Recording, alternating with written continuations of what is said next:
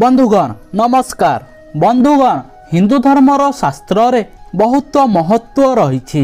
शास्त्र लेखा होइथिबा प्रत्येकटी कथा सत्य होइथाए बोली समस्ते विश्वास करिथांती।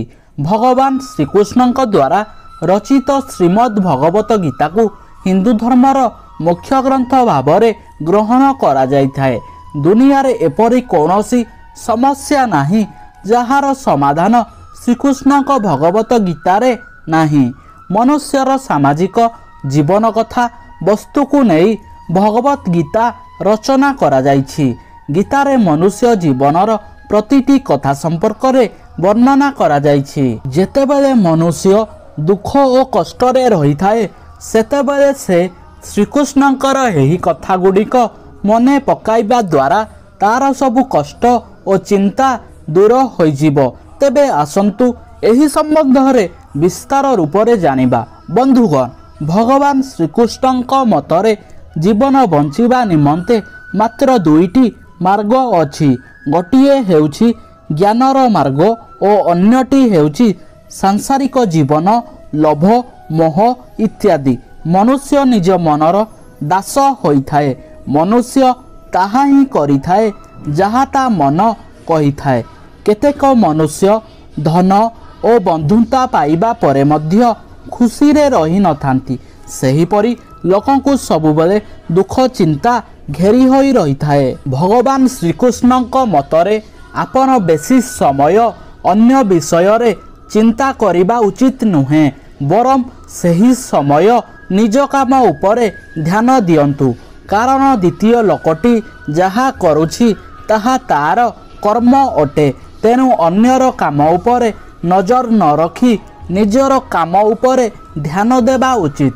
श्रीकृष्ण कहिसंती नरक को जीवार तीनोटी मार्ग हेउछि लोभ क्रोध और कामना।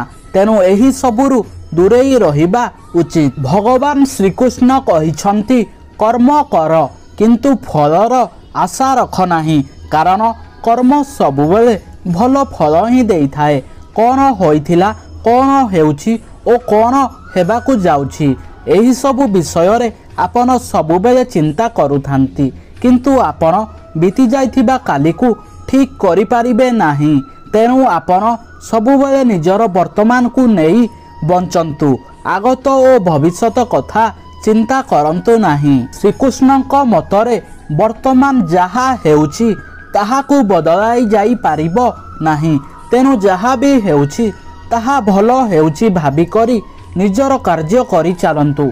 एही शरीर आपणकर नुहे, एही शरीर पंचतत्वरु सृष्टि और पुणी समय आसिले ताहा सेथिरे ही मिसी जीव।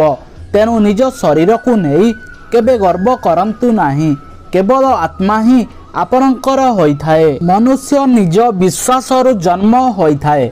तेणु निज उपरे विश्वास रख कर्म करिले से जेकोनोसी कार्य को संपूर्ण करिपारे।